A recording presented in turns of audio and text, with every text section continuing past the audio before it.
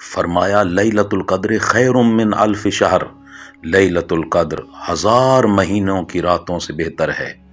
اب 27 اور 29 2 طاق راتیں ہمارے پاس بچی ہیں، اور 27 کی شب کے حوالے سے اکثر اقوال ہیں کہ یہ لیلۃ القدر ہے۔ تو رب تعالیٰ کی رحمتیں، بخششیں، عنایات، عطائیں برسات بن کے برسنے والی ہیں۔ 27 کی شب آنے والی ہے، اور حضرت محمد مصطفیٰ صلی اللہ علیہ وآلہ وسلم نے فرمایا من قام لیلۃ القدر ایمانا و احتسابا غفر لہ ما تقدم من ذنبہ۔ صحیح بخاری کے اندر ہے کہ جس نے لیلۃ القدر کو ایمان اور احتساب کے ساتھ قیام کیا، اللہ رب العزت اس کے گزشتہ سارے گناہوں کو معاف فرما دے گا۔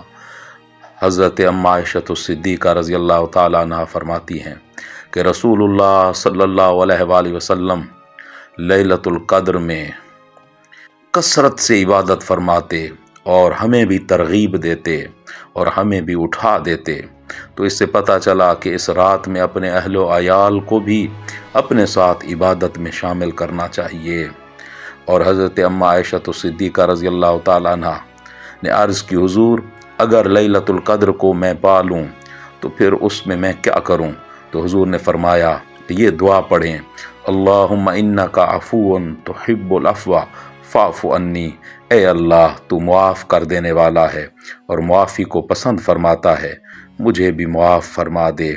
تو اس شب میں کثرت سے نوافل پڑھیں، تلاوت قرآن کریں، درود و سلام پڑھیں، اور اپنے گزشتہ گناہوں پہ ندامت اور شرمندگی کے آنسو بہائیں، اور کھری سچی توبۃ النصوح کریں، اور اللہ کے ساتھ پکا بندھن جوڑیں، شیطان کی پیروی چھوڑ دیں۔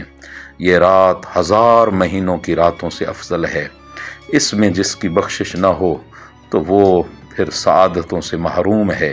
اللہ رب العزت ہم سب کو ان لوگوں میں شامل کرے جنہیں اس رات بخشش کا پروانہ رب تعالیٰ کی طرف سے عطا ہو۔